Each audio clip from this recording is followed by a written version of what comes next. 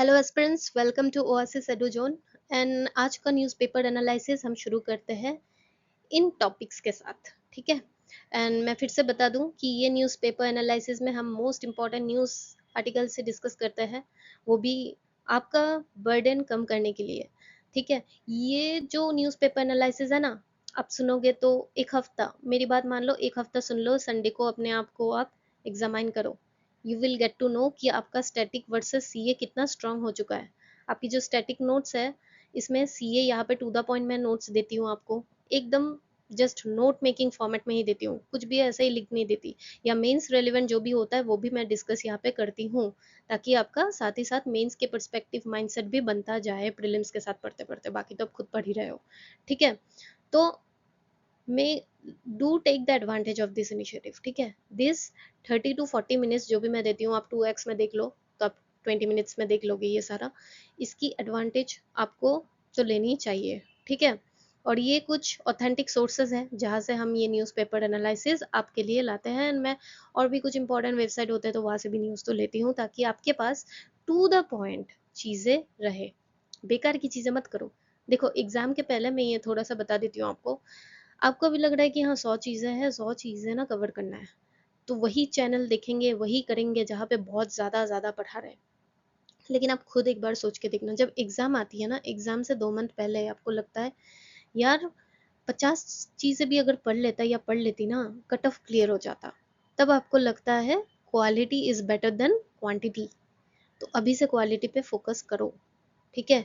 अभी आपका दिमाग आपको बेवकूफ़ बनाता है कि बेटा क्वांटिटी में देख, ज़्यादा हो रहा है, ज़्यादा पढ़ रही है, मतलब ज़्यादा क्वेश्चन अटेम्प्ट होंगे। बट लिख के ले लो, आप ज़्यादा क्वेश्चन अटेम्प्ट कर ही नहीं पाओगे, 50% में भी आपका कट ऑफ तो क्लियर हो ही जाएगा, जो ट्रेंड अभी चल रही है फिलहाल क्वेश्चन पेपर की, ठीक है। तो go for quality rather than quantity. And यहाँ पे मैं नोट्स के फॉर्म में ही आपको इसलिए देती हूँ, एक ही पेज में सारा न्यूज़ इसलिए कवर करती हूँ। देखो यहाँ पे जैसा है ना, एक ही पेज में, यहाँ पे न्यूज़ में क्यों है so call current affairs and this static and this MCQ practice, ठीक है। ये क्यों देती हूँ, ताकि आप ये स्क्रीनशॉट लो एंड फिर पढ़ाई करो अपना। एंड जो स्टैटिक आपने नोट्स बनाए होंगे, वहाँ पे ये एड ऑन्स आप करो, ठीक है। और ये सिर्फ प्रीलिम्स में हेल्प नहीं करेगा, मेंस में भी हेल्प करेगा। मेंस में आप कोऑपरेटिव फेडरलिज्म पढ़ रहे हो, तो आज का ये न्यूज़ अगर आपने साइड में लिख दिया एंड वहाँ पे एग्जाम्पल कोट करोगे, you will get extra half to 1 mark.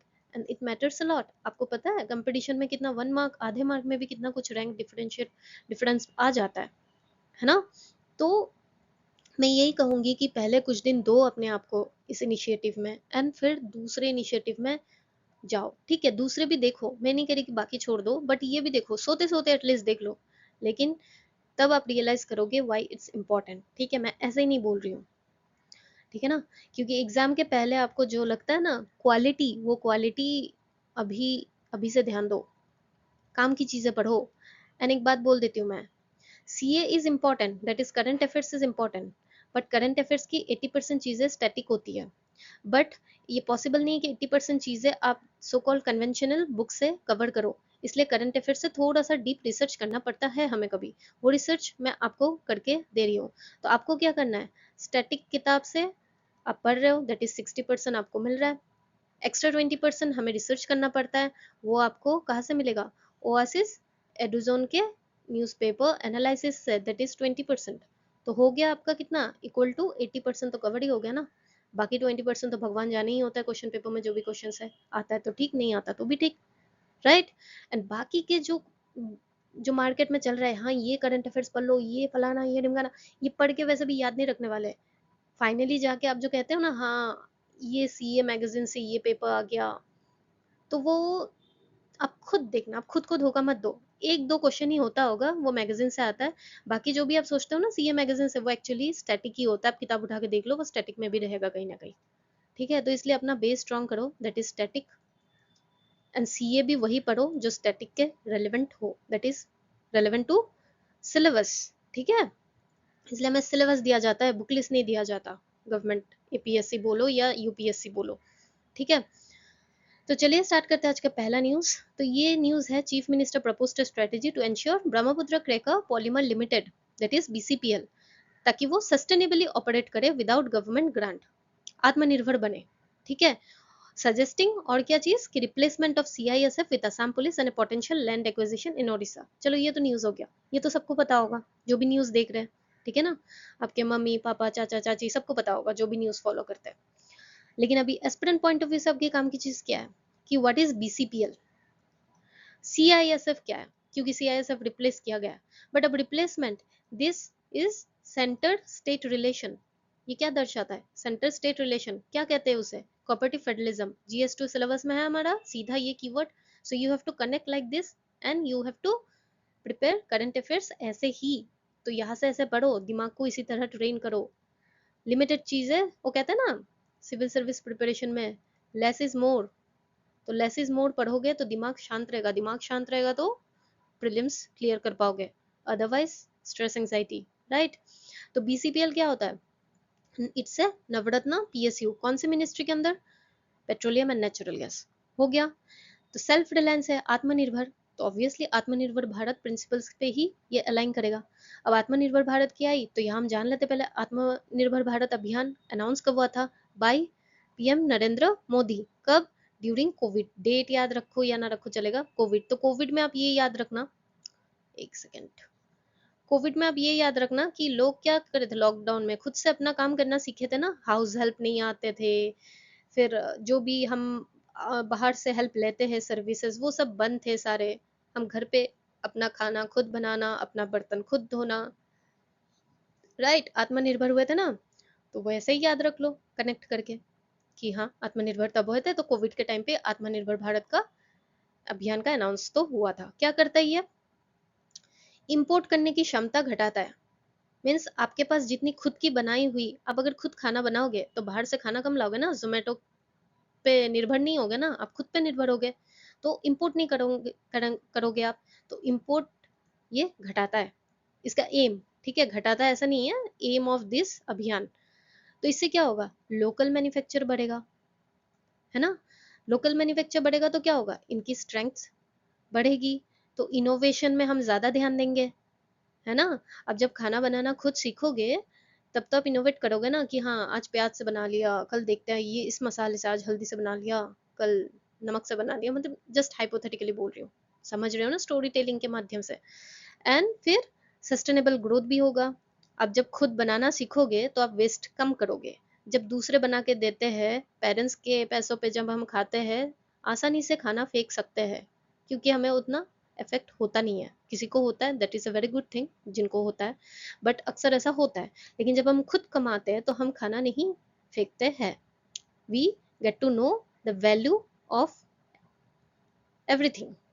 तो वही, तो जब आप ये आत्मनिर्भर भारत, तो सस्टेनेबल ग्रोथ पे ध्यान दोगे, मतलब आज का तो आप ध्यान रखोगे ही, साथ में फ्यूचर का भी ध्यान रखोगे। आज इतना नहीं खाओगे कि कल को कुछ ही ना बचे राशन, ऐसा नहीं करोगे, ठीक है। तो ये सारा चीज हो गया आत्मनिर्भर भारत अभियान। देखो ऐसे स्टोरी टेलिंग फॉर्मेट में एक तो प्रीलिम्स में स्टेटमेंट बेस्ड क्वेश्चन आता है तो आप जान जाओगे, एकदम ही अटपटा कुछ भी आ जाएगा कि इंटरनल सिक्योरिटी के लिए आत्मनिर्भर भारत अभियान बेस्ट है, नहीं है यार, सिक्योरिटी की बात नहीं हो रही यहाँ पे, ठीक है। तो ठीक है, इनडायरेक्टली कुछ आ जाए तो वो अलग चीज, लेकिन मोटा मोटी आपको आइडिया होगा। तो ऐसे स्टोरी टेलिंग से मेंस में भी आपकी इंपॉर्टेंस बढ़ेगी, क्यों, क्योंकि मेंस में आप आत्मनिर्भर भारत रट्टा कितने मारोगे यार, ये सारे पॉइंट्स थोड़े से कनेक्टिविटी के साथ पढ़ाई करोगे तो याद रह जाएगी। और इंपोर्ट घटेगी तो क्या होगा, कल न्यूज़पेपर एनालिसिस में पढ़ा था ना, करंट अकाउंट डेफिशिएट हमारा घटेगा, रुपीस की स्ट्रेंथ क्या होगा, बढ़ेगी, वरना वीक हो जाएगी ना, कमजोर हो जाएगी। अच्छा अब आता है आत्मनिर्भर भारत अभियान, ये तो जान लिया, ये कौन से हमारे डीपीएसपी को प्रमोट करता है, दैट इज आर्टिकल 39, जो क्या कहता है, that is self reliance in economic strength. तो ये ऐसे कनेक्ट करना है, ठीक है। डीपीएसपी पॉलिटी में स्टैटिक नोट्स आपके होंगे, वहां पे आप साइड में लिख दो आत्मनिर्भर भारत अभियान। इससे क्या होगा, एक तो प्रीलिम्स में क्वेश्चन आता है, आप सीधा 1-2 मार्क्स ले लोगे। और अगर नहीं भी आता है, आप जब आत्मनिर्भर भारत बेसिस पे जो भी क्वेश्चन आता है मेंस में, you can coat this example, you can coat this BCPL का एग्जाम्पल, तो आपको एग्जामिनर एक्स्ट्रा मार्क देगा ना, ऑब्वियसली। तो चलो ये आत्मनिर्भर भारत अभियान का हो गया। अब हमने क्या पढ़ा था कि replacement of CISF with Assam police क्यों करते हैं, पहले जान लेते हैं सीआईएसएफ है क्या। It's a central arm police force, central, ठीक है। कौन सा government under, ministry of home affairs. ये क्या करता है? सिक्योरिटी प्रोवाइड करता है कहाँ पे? Airport, metros, PSU like ONGC, BHEL या फिर ब्रह्मपुत्र क्रैकर पॉलीमर करता आया था। और एक बात, ये सीएपीएफ के अंडर में ही है, that is CISF. It also सिर्फ सीआईएसएफ नहीं है, दैट इज जो ये सीएपीएफ है, इट इंक्लूड्स क्या? सीआईएसएफ जो अभी हमने पढ़ा, इट इंक्लूड्स सीआरपीएफ, ठीक है, इट ऑल्सो इंक्लूड्स बीएसएफ, ठीक है। इसी तरह यहाँ पे मैंने दिया आईडीबीएफ, एसएसबी, असम राइफल्स किसके अंडर आता है? सीएपीएफ, ठीक। अब और एक चीज, अब हम देखेंगे ये रिप्लेसमेंट क्यों किया गया, इससे फायदा क्या है हमें। एक तो देखो, कॉस्ट सेविंग है। सेंट्रल एक आर्म फोर्सेस को मेंटेन करने से अच्छा असम पुलिस को मेंटेन करने में हमारी कॉस्ट काफी बचेगी। लोकलाइज सिक्योरिटी बनी रहेगी। जो असम पुलिस है, लोकल रीजन के बारे में उनको ज्यादा पता होगा, लैंग्वेज भी उनको पता होगा, वो ज्यादा समझा पाएंगे अच्छे से, राइट। कैपेसिटी बिल्डिंग, अगर किसी चीज को हम रिस्पॉन्सिबिलिटी, अगर मैं आपको रिस्पॉन्सिबिलिटी देती हूँ कि एमसीक्यू 5 रोज सॉल्व करना, रिस्पॉन्सिबिलिटी से आप एफिशिएंट बनोगे और ज्यादा अपने आप को बिल्ड करोगे। अगर आपके पास कुछ रिस्पॉन्सिबिलिटी है ही नहीं तो आप अपने आप को इम्प्रूव कैसे करोगे? तो असम पुलिस को जितना हम रिस्पॉन्सिबिलिटी देंगे इसके थ्रू, तो they will focus on capacity building, right, ताकि और अच्छे से काम कर पाए। इसलिए लाइफ में रिस्पॉन्सिबिलिटी लेना जरूरी होता है। और क्या फायदा होगा? डीकॉन्जेस्टिंग सीएपीएफ्स, यानी सीआईएसएफ का काम था ना एयरपोर्ट, न्यूक्लियर प्लांट, ये सबको सिक्योरिटी, तो वो वहां पे ज्यादा फोकस कर पाएंगे। यहाँ पे अगर असम पुलिस से काम चल रहा है, देन वहां पे वो ज्यादा फोकस करे। अब ऐसा नहीं है कि असम ने ही पहली बार ऐसा किया है, महाराष्ट्र, गुजरात ने भी पहले ऐसे रिप्लेसमेंट किए हैं। अब काम की चीज प्रीलिम्स पर्सपेक्टिव से अगेन, राइट, क्या है, कौन से शेड्यूल के अंतर आता है? 7 schedule. Police and public order अगर आता है कि news comes under which schedule? 7 schedule, क्योंकि ये स्टेट सब्जेक्ट, और ये स्टेट सब्जेक्ट के अंडर है, नॉट सेंटर। और ये हमने कोऑपरेटिव फेडरलिज्म को तो पढ़ लिया कि हाँ रिप्लेसमेंट हो रहा है, यहाँ पे सेंटर और स्टेट एक साथ काम कर रहे हैं। तो यही इसके अंतर्गत और एक आर्टिकल है 355, जहाँ पे सेंटर और स्टेट एक साथ काम करते हैं, क्या कि centre must protect every state from internal disturbance, ठीक है। ये यहाँ के इस न्यूज के साथ रिलेटेड नहीं है, बट कोऑपरेटिव फेडरलिज्म के साथ तो रिलेटेड है ना, सेंटर स्टेट रिलेशंस वाले आर्टिकल, तो ये मैंने यहाँ पे इंक्लूड कर दिया ताकि आपका साथ में रिवाइज भी हो जाए। कनेक्टेड वे से, कनेक्शन के साथ पढ़ाई करो, ठीक है, जिंदगी में हर चीज के साथ कनेक्शन जरूरी है। देन ये एमसीक्यू आप सॉल्व कर लेना खुद से एंड कमेंट सेक्शन में मुझे बताना। अब नेक्स्ट न्यूज हमारा क्या है? North east power conclave 2025 launch कहाँ पे हुआ? गुवाहाटी। क्या क्या चीज पे फोकस कर रहा है? Green energy, hydro power, grid moderation, cross border power sharing across north east state. चलो ये तो हमें आइडिया हो गया कि न्यूज है किस चीज की। अब काम की चीज देख लेते हैं। सबसे पहले ये हाइड्रो पावर जो पोटेंशियल है हमारी नॉर्थ ईस्ट इंडिया की, वो कितनी है? लगभग 58 गीगावाट। तो अगर एग्जाम में आता है 500 गीगावाट, तो थोड़ा आपको याद होना चाहिए कि नहीं नहीं ये तो 60 के आसपास था कुछ, 58, ठीक है। तो it aligns with Ujjwal DISCOM assurance Yojana, UDAY integrated grid and OP India vision. ये था न्यूज़पेपर में। अब हमें थोड़ा बहुत जानना है कि ये सब है क्या। ये तो आपने पढ़ लिया, but you have to research, क्योंकि ये आपका स्टैटिक किताब में तो होगा नहीं। तो वही है, पार्ट ऑफ स्टैटिक ही है ये, ठीक है, लेकिन अभी आपको रिसर्च तो मैं करवा दूंगी। तो यहाँ पे लिख लो उदय लॉन्च कब हुआ था? 2050। कौन सी? Ministry of power. Obviously power की बात कर रही है तो मिनिस्ट्री ऑफ पावर ही होगी, ऐसे याद रख लेना।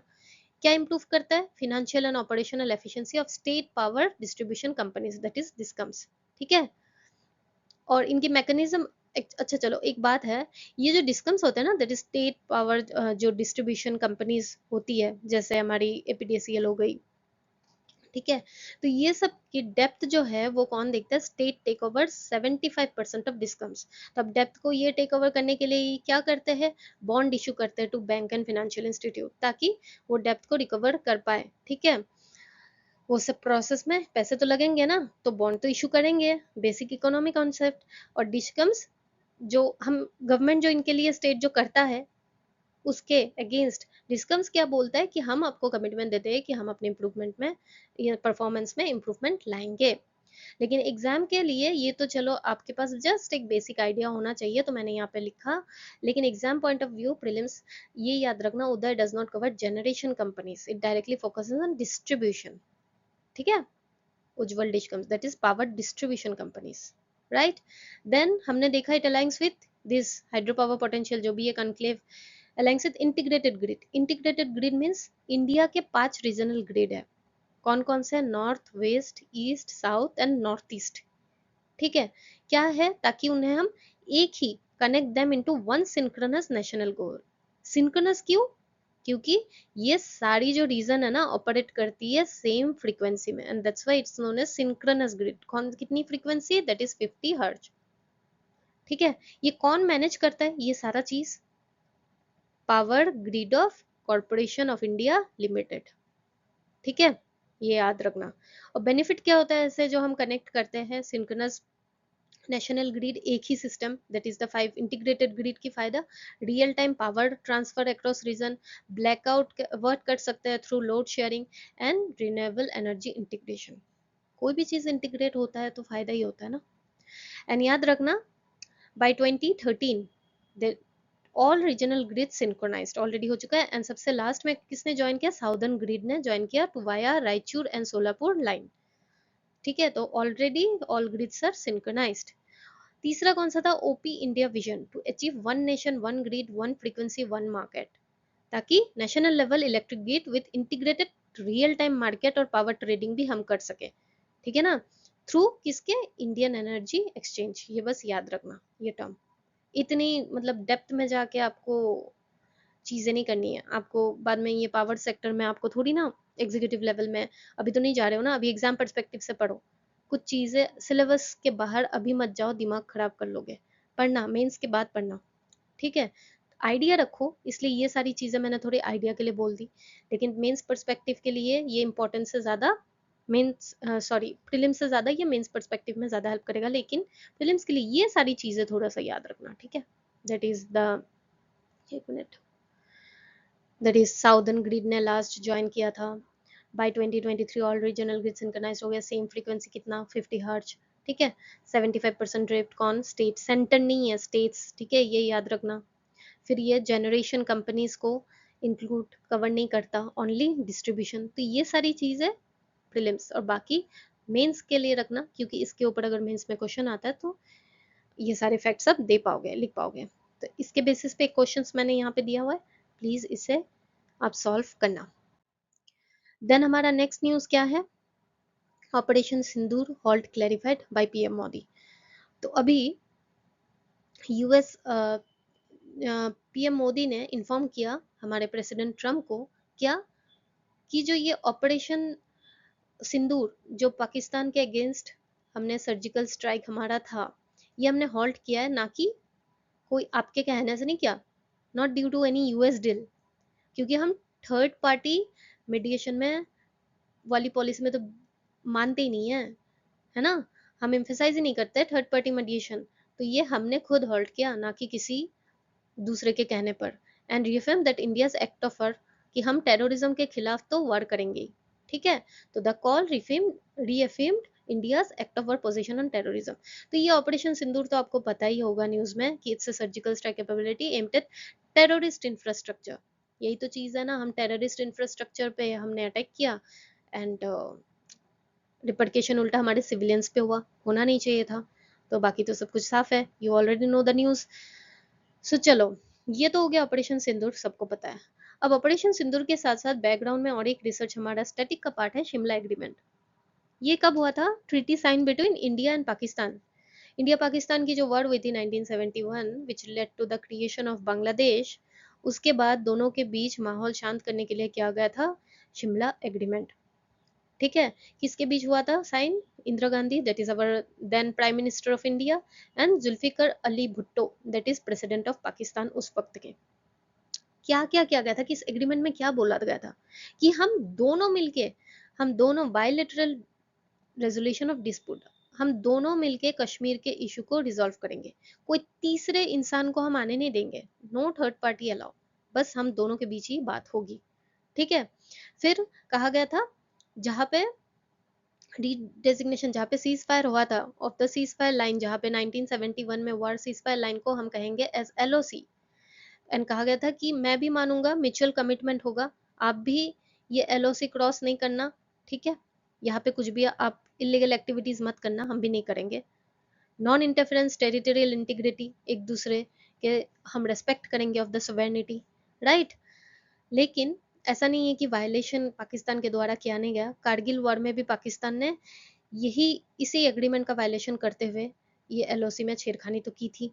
देन यूएन रेजोल्यूशन में भी पाकिस्तान हमेशा कश्मीर के इशू को लाते हैं, एंड हमने साफ साफ कहा कि हमें थर्ड पार्टी मीडिएशन चाहिए ही नहीं, जो भी मुश्किल है हम दोनों एक साथ बात करेंगे, we will resolve on the basis of bilateral resolution of disputes. But Pakistan ने बहुत बार ऑलरेडी वायलेशन किया हुआ है, दैट इज शिमला एग्रीमेंट। तो मोटा मोटी ये तो चलो आपके मेंस पर्सपेक्टिव में हेल्प आएगा, ताकि आप लिख सको अपने चैलेंजेस में वगैरह जो भी है अभी इश्यूज। लेकिन शिमला एग्रीमेंट के प्रीलिम्स पर्सपेक्टिव से भी न्यूज़ ये आ सकता है कि कब ये ऑपरेशन सिंदूर के बाद साइन हुआ था, क्या नहीं, याद रखना ये 1971 के वॉर के बाद ये साइन की गई थी। एंड मोटा मोटी ये थोड़ा रखना याद कि ये किस बेसिस पे है, दैट इज एलओसी का, दैट इज रेडिजिग्नेशन किया गया था, bilateral resolution, respect for sovereignty, diplomatic normalisation, ताकि हमारे बीच ट्रेड, ट्रेवल, डिप्लोमेटिक टाइज ये सब होता रहे उस वक्त, ठीक है। तो ये सब चीज़ों को नॉर्मलाइज करने के लिए किया तो गया था, बट ये तो होता नहीं है, क्योंकि सामने वाला अगर नहीं चाहता तो हम क्या करें, है ना। तो इसके बेसिस पे ये क्वेश्चन है, आप जरूर से सॉल्व करना। अब दूसरा जो क्वेश्चन है वो देखो, GS3 डिफेंस में कभी कभी ऐसे क्वेश्चन आ जाते हैं कि इंडिया कमीशन इज फर्स्ट, ये याद रखना, first indigenously design anti submarine warfare shallow water craft INS Arnala. तो अगर आता है कि ये किसके द्वारा बनाया गया, GRSA LNT under PPP marketing, ठीक है, ये बस थोड़ा सा पढ़ लो, लेकिन याद आएगा नहीं। मैच द फॉलोइंग में आ सकता है कि अर्नाला है क्या चीज, बैलिस्टिक मिसाइल या कुछ ऐसा आ जाएगा, ऐसा नहीं है। Anti submarine warfare shallow water craft, first indigenous ने डिजाइन, ठीक है। दिस ऑल्सो अलाइंस विद क्या, मेक इन इंडिया, आत्मनिर्भर भारत, ऑब्वियसली हमने थोड़ी देर पहले पढ़ा था। क्या क्या करता है, कोस्टल डिफेंस फोर्सेस को हम ताकि प्रोटेक्ट कर सके, नेवल स्ट्रेंथ बढ़ाता है, ठीक है। And strategic deterrence near choke points and EEZs। तो ये EEZs क्या होता है, that is exclusive economic zone. तो इसके लिए आपको थोड़ा सा इसके बारे में थोड़ा आपको basic idea, again this is a part of environment, आप जो भी किताब पढ़ रहे हो इन्वायरमेंट में ये सारे आप पढ़ ही लोगे, ठीक है। इन्वायरमेंट के स्टैटिक में ये वाला टॉपिक ऑलरेडी मेंशन्ड है, अनक्लोज या UN क्लोज, जो भी आप जैसे पढ़ो, that is United Nation Convention on the law of sea, known as the law of the sea. ये क्या करता है, divides marine area into 5 zone. क्या नाम है, internal water, territorial sea, contiguous zone and EEZ and the high seas. यही आप यहाँ पे देख सकते हो, that is internal water, territorial sea, contiguous zone, EEZs and high sea. EEZs that is 200 nautical miles, right? तो ये क्या कहता है, इसमें क्या राइट है EEZ के अंडर कि each coastal state may claim EEZ beyond and adjacent to its territorial sea extend seaward up to 200 nautical miles from its baseline। ये आप डायग्राम में देख ही रहे हो, राइट। 200 nautical miles मीन्स पहले याद रखना इंटरनल वाटर आता है, फिर territorial 12 that is 12 nm, and then उसके बाद कॉन्टेजियस 12 nm होता है। दिस 200 में 200 nm में जो 12 होता है वो होता है CZ, एंड बाकी पूरा कंप्लीट 200 nm क्या होता है, EEZ। बस ये डायग्राम से इतना याद रखना, ठीक है। ज्यादा चीजों को कुड़े तो मत, सिंपल बस याद रखो। तो इसमें जो भी कोस्टल स्टेट को क्या राइट्स होती है, sovereign right for the purpose of exploring, exploiting, conserving and managing natural resources whether living or non living। याद रखना, सिर्फ लिविंग आ जाएगा नहीं, नॉन लिविंग और लिविंग सब कुछ। right to carry out activities like the production of energy from the water, currents and wind, ठीक है। हम जो भी एनर्जी अगर प्रोड्यूस करना चाहते हैं वाटर से, करंट से, तो हम कर सकते हैं this EEZ zone से। but it does not give a coastal right the right to prohibit or limit freedom of navigation on over flight। ये याद रखना, prohibit या limit freedom of navigation को लिमिट नहीं कर सकता किसी के भी, ठीक है। तो यही चीज आपको बस मोटा मोटी याद रखना है कि इस न्यूज से basically INS Arnala and unclose ये याद रखना, and that is INS Arnala के साथ जो ये डिजाइन क्या है, ये मीन्स मिसाइल लॉन्च है क्या है, मैंने अभी कहा था, आप ये आंसर करना। बस इतना ही है, इसमें ज़्यादा आपको कुछ नहीं जानना है फॉर नाउ। एंड बाकी ये स्टैटिक का पार्ट है, तो स्टैटिक में आप रिवाइज करो आज ही जाके, इन्वायरमेंट का किताब खोलो, जो भी आप पढ़ रहे हो, शंकर IAS पढ़ रहे हो, PMFIS पढ़ रहे हो या वट एवर, ये वाला चैप्टर निकालो, उसके साइड में ये लिखो। एंड ये सारा मैंने जो यहाँ पे दिया हुआ है ना, इट्स नॉट करंट अफेयर्स, ये बस करंट अफेयर्स से निकल के आया है, क्योंकि we are talking about the anti submarine, समुंदर की बातें कर रहे हैं, तो समुंदर के अंडर की लॉ जो स्टैटिक में है वही पढ़े हैं, तो इसलिए मैंने ज्यादा कुछ नहीं लिखा, क्योंकि वो आपका स्टैटिक का पार्ट है, बस बताया ताकि आप स्टैटिक में इंक्लूड कर सको। ठीक है, तो ये देख लेना आप। ओके, देन आता है कछार district imposes night curfew along Bangladesh border. तो चलो ये तो हेडलाइन से ही आपको पता चल गया कि क्या है। ठीक है, तो ये क्या है, a night curfew under BNSS 2023 has been enforced in Kachar along the Bangladesh border to prevent illegal movements and extremist threat. चलो ये तो समझ गया, basic common sense. BSF and district administration coordinate patrol with cargo restriction and river restriction on Surma. चलो ये भी basic। अब हमें पता होना चाहिए कि what is BNSS, important for prelims perspective, ऐसे statement question आ सकते हैं। It comes under internal security and border management directly from your GS3 syllabus, right? तो ये क्या होता है, BNS क्या होता है, it enable district magistrate to impose, ताकि डिस्ट्रिक्ट मजिस्ट्रेट रिस्ट्रिक्शंस इम्पोज कर सके, कहाँ पे, बॉर्डर एरियाज पे। और BSF को असिस्ट करता है, ठीक है, किस चीज में, to curb infiltration, smuggling and extremism. तो आप याद रखना कि हाँ, बॉर्डर एरियाज में ये सारी एक्टिविटीज होती, इस चीज में असिस्ट करते हैं BSF को, और डिस्ट्रिक्ट मजिस्ट्रेट को रिस्ट्रिक्शन बॉर्डर एरियाज में यही सब चीजों के लिए इम्पोज करने में एनेबल करता है। तो अब ये हो गया BNSS का काम। तो BNSS है क्या, दिस इज भारतीय नागरिक सुरक्षा संहिता 2023। ये एक है नया law that aims to replace the existing criminal procedure code, that is CRPC 1973 को रिप्लेस करता है। ठीक है, क्यों, क्या करना है, ताकि हम मॉडर्नाइज वर्जन ऑफ CRPC को ला सके, क्योंकि वो पुराना था, अब ये नया है। ठीक है, क्योंकि CRPC तो मीन्स डिकेड से चलता हुआ आ रहा है, तो हमें इम्प्रूव करना है विद टाइम, एफिशिएंसी और स्पीड क्रिमिनल जस्टिस सिस्टम में हमें लानी है। ठीक है ना, ताकि टेक्नोलॉजी, अब सारा कुछ डिजिटल हो गया, तो टेक्नोलॉजी की मदद से लानी है, ताकि victim participation in the legal process, जो FIR कॉपीज की जरूरत, ये प्रोविजन मैंडेटरी की गई है, इन्वेस्टिगेशन डिजिटली अपडेट हो, ये भी मैंडेटरी, ताकि ट्रांसपेरेंसी आए, राइट। और ensuring victims are heard, victims की भी सुनी जाए सीरियस इशू में, तो जितनी भी ट्रांसपेरेंसी होगी, गवर्नेंस उतनी अच्छी होगी। And this is a part of our क्या, GS2। तो GS2 में जो आपने गवर्नेंस वाला जो सिलेबस का टॉपिक है, वहाँ पे जो भी स्टैटिक नोट्स, वहाँ पे ये इंक्लूड करो about BNSS।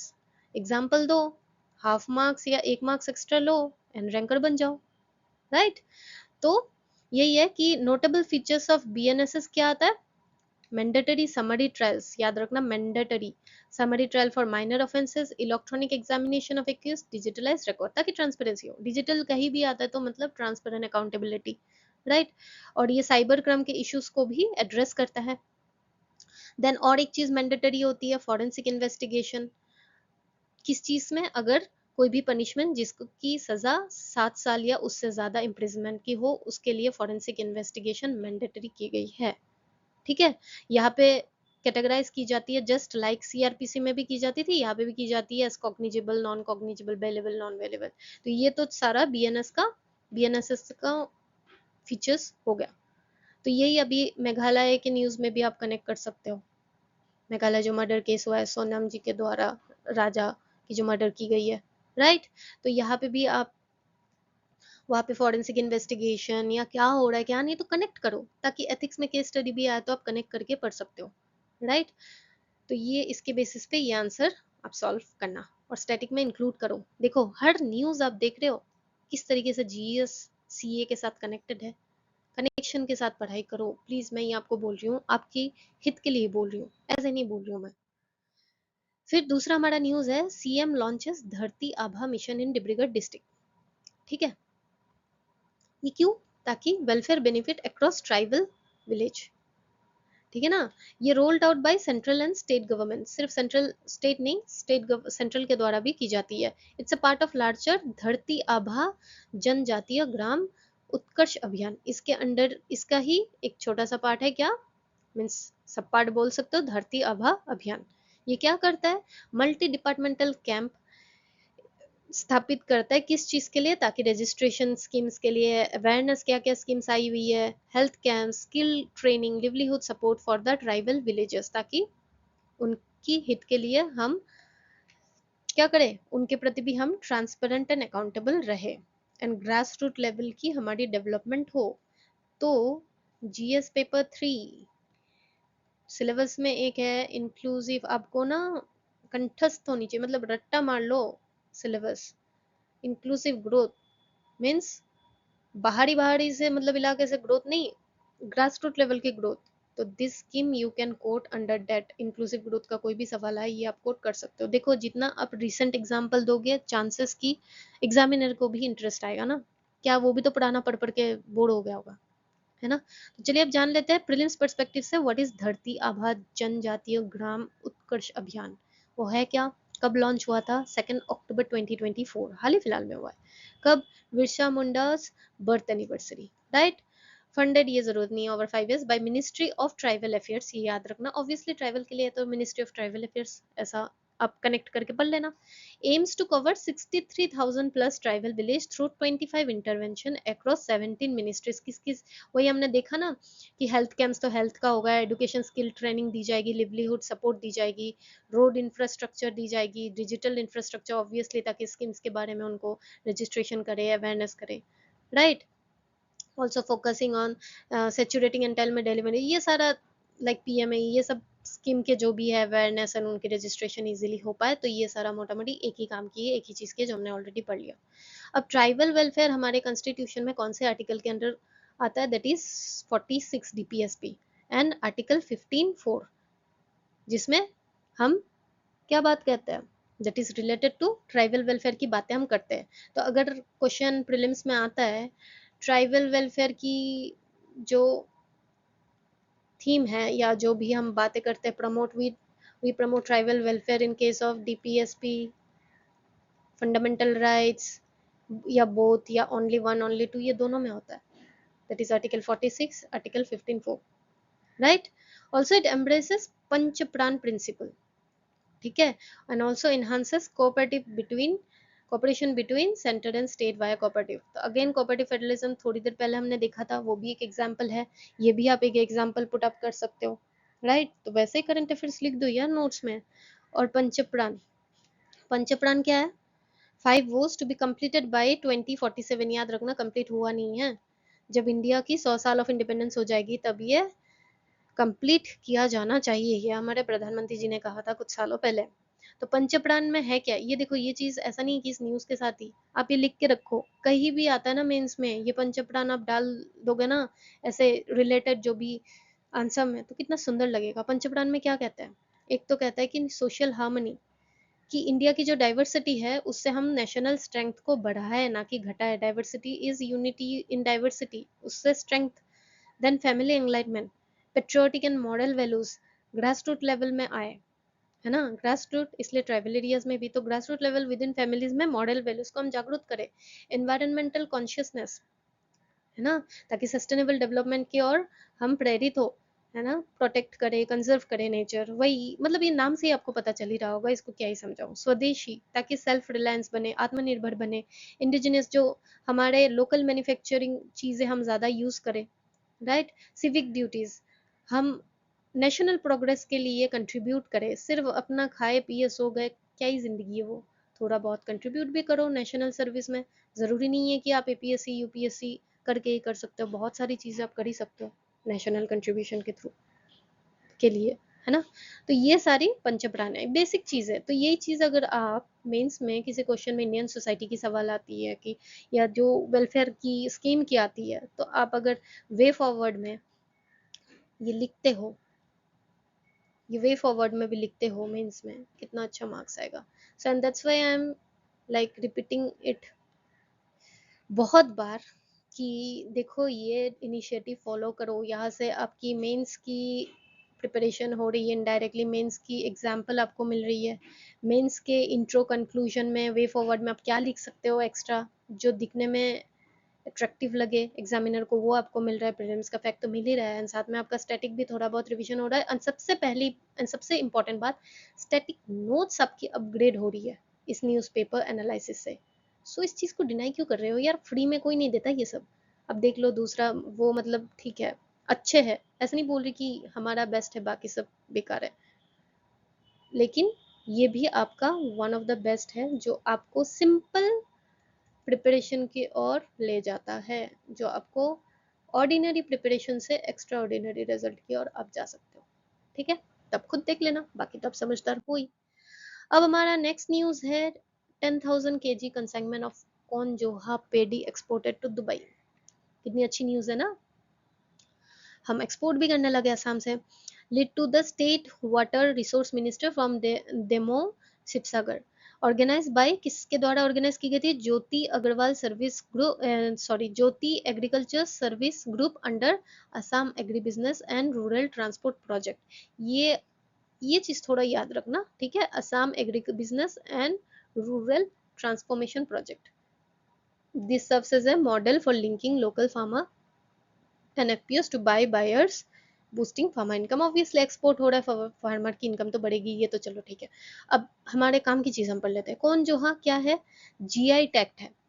Paddy unique to Assam's Brahmaputra valley, protecting its origin and ensuring premium value in the market. ठीक है, तो ये जीआई टैग्ड पैडी है। एपेडा, इस न्यूज़ के थ्रू क्या क्या इंपॉर्टेंट है? एपेडा क्या है? Agriculture and process food product export development authority under ministry of agriculture. मत लिखना, मिनिस्ट्री ऑफ कॉमर्स है। कॉमर्स क्यों है? क्योंकि it extend support through subsidies, quality testing, market lineage for export promotion of agriculture. ये जो अभी राइस जो ये एक्सपोर्ट हो रही है, ठीक है, ये प्रमोट कौन करता है? This APEDA. जो कौन सी मिनिस्ट्री की? Ministry of commerce. क्यों कॉमर्स? क्योंकि मार्केट रेट एक्सपोर्ट की प्रमोशंस कर रहा है ना, तो इस तरीके से याद रखना, कॉमर्स होगा। देन एफपीओ, जो यहाँ पे हमने पढ़ा था ना कि model for linking local farmer, FPO को जोड़ते हैं। तो FPO backed by schemes like central government FPO scheme, ये क्या करते हैं? एनेबल कलेक्टिव बार्गेनिंग, मिडिलमैन की रिड्यूस करते हैं and help producer meat market standard. Farmer की हेल्प करते हैं ताकि वो मार्केट स्टैंडर्ड्स के साथ उनको न्याय मिले, ऐसा नहीं कि उनको उनकी लॉस हो जाए। मिडिलमैन बहुत सारे धोखा दे देते हैं, वैसा नहीं है। तो ये प्रॉपरली ऑफिशियल एफपीओस हम के द्वारा फार्मा को अच्छी उनकी जो भी है दे सकते हैं, ठीक है, डिजायरेबल।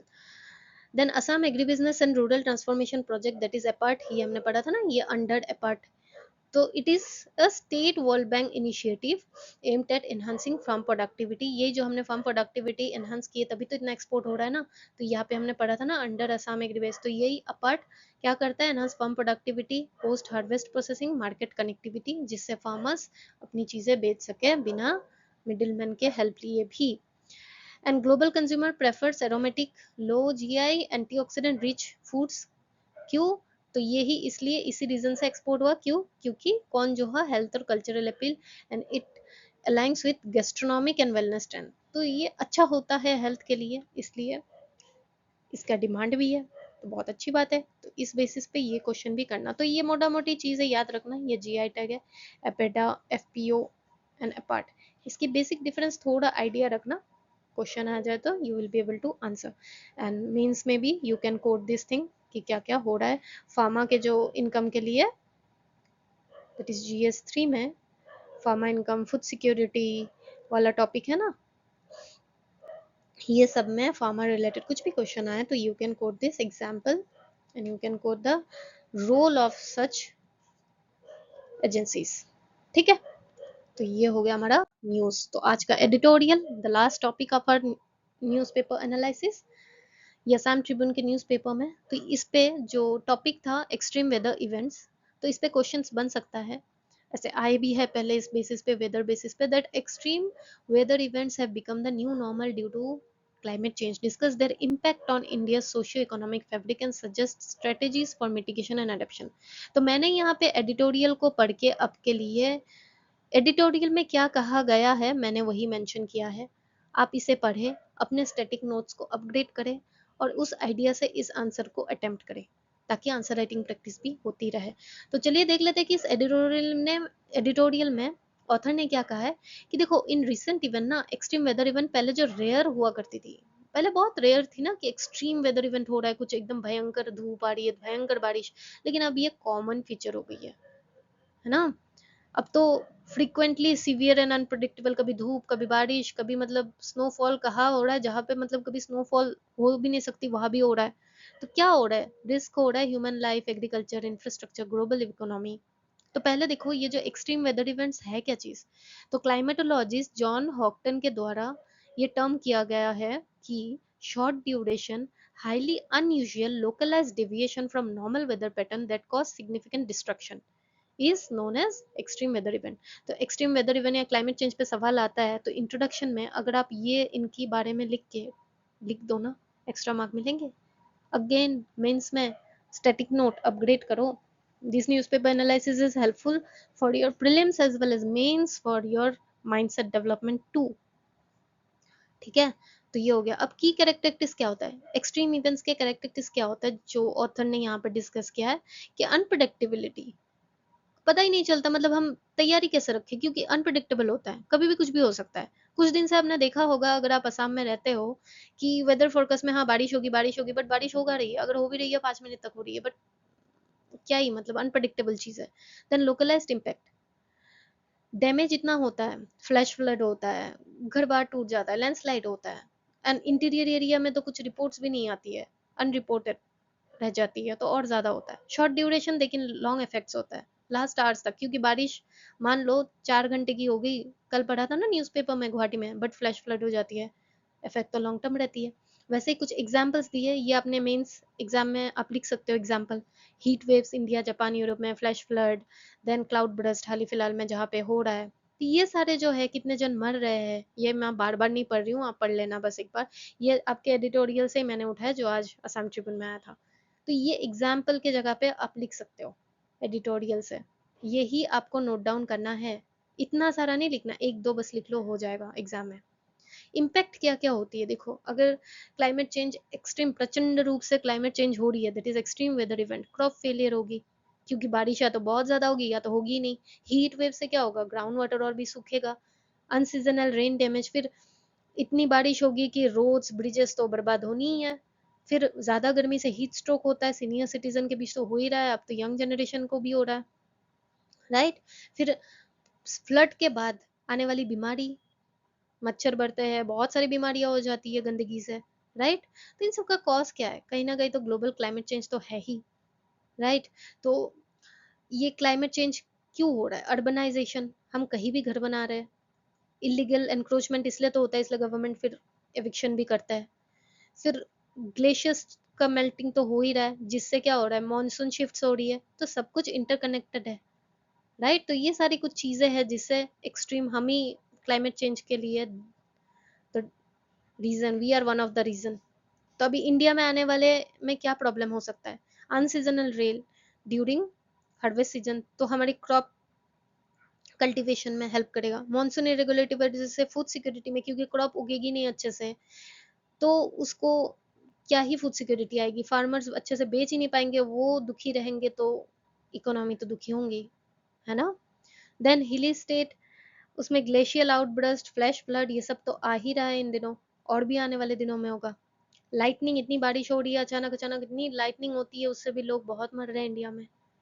तो इसलिए क्या करना है कि अर्ली वार्निंग सिस्टम और भी हम एफिशिएंट अभी है, लेकिन बहुत सारी चीज़ें अनप्रडिक्टेबल हो गई है, तो और भी एफिशिएंट वार्निंग सिस्टम पे हमें काम करना है, इनोवेशन पे।